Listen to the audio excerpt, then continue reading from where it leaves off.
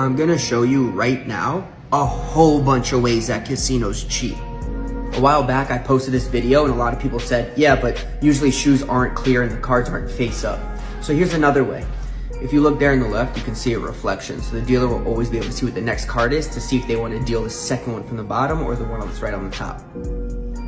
Here's another angle. You can see it's a black 8. And that's for a lot of the dealers that sit with the card lingering on the felt there before it's dealt. There you can see it's a red ace. Now here's an automatic shuffler. This is what's used in a lot of modern casinos today. This shuffler will actually change the cards electronically in the shoe while you're playing. They're predicting and creating whatever card they want to come out. And they're doing it from inside the machine while you're playing.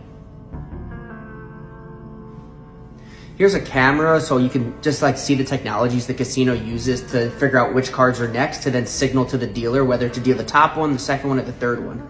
Here's another angle of that same type of camera technology that casinos use to signal a lot of the dealers on which card they should deal.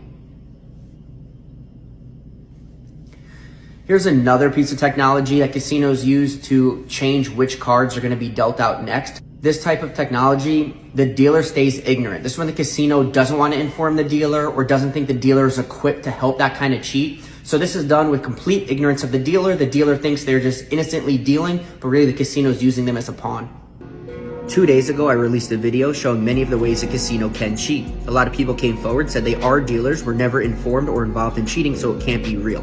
Although there are many times in that original video that I discuss a casino recognizing their dealers to be inept or unqualified to be complicit in the cheating. Here I have a dealer of 25 years, a man nearing retirement, who decided to come forward and talk about a lot of the ways he has been complicit in cheating its players.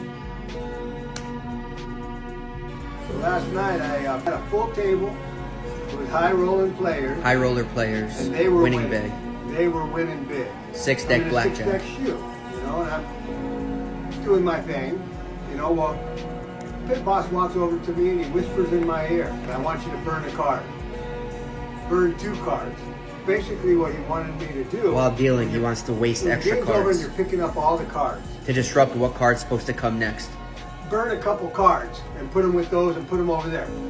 So in 6-deck, what he's saying about burning an extra card, it's sitting in the long plastic shoe. What he's actually doing is he's swiping one from the shoe, which is face down, and pulling them into the rest of the cards. So most players will never recognize that he's taking a fresh card out of the shoe and tucking it into the burn cards to put into the burn pile. Usually, players don't notice it, especially if you're fast. Right. Same thing with a double deck. It's hard to do with a single deck, but a double deck, pit bosses in the past. Double deck, it's done like this. When they're going to take the cards out, here I have a red card on top so you can see the difference. So the next card that's supposed to be on top, it's supposed to be a red card. But what's actually going to happen, it's going to look like this.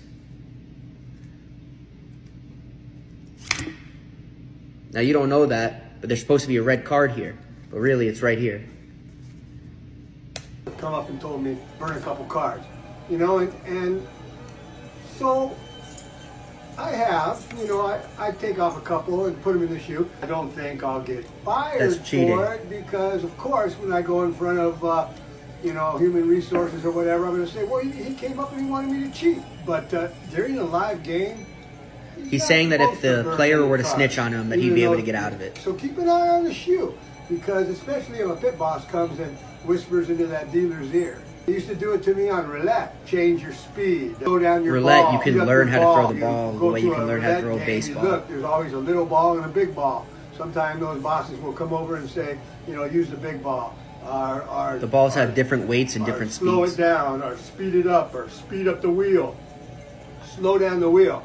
Be nice to your dealers because they do have control slightly if you're going to win or you're going to lose.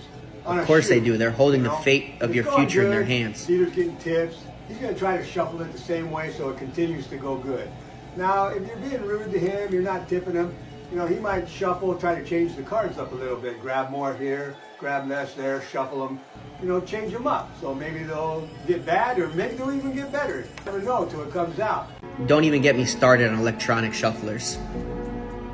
The ones built, owned, and controlled by casinos. On the roulette, that's where you got to be careful. I got good with roulette. My ball would go around 22 times and drop. And the wheels always going the same speed.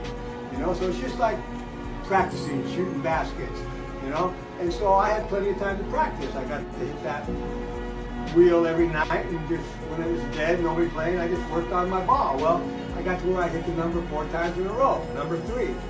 So anyway, you're not supposed to look at that wheel when you spin the ball. I mean, The dealer stand at shouldn't that be wheel looking and at the spin that wheel when ball. you're spinning. If you're not winning, you know, he's either cheating you to lose, or if you're winning, he's cheating you to win. If you're losing, tell the pit boss, oh, that dealer's staring at the wheel. Pit boss might buy you a steak dinner just to shut you up. A lot of people ask, why don't they just tell the gaming commission? If there was no casinos, there'd be no gaming commission. You think they're going to put themselves out of a job?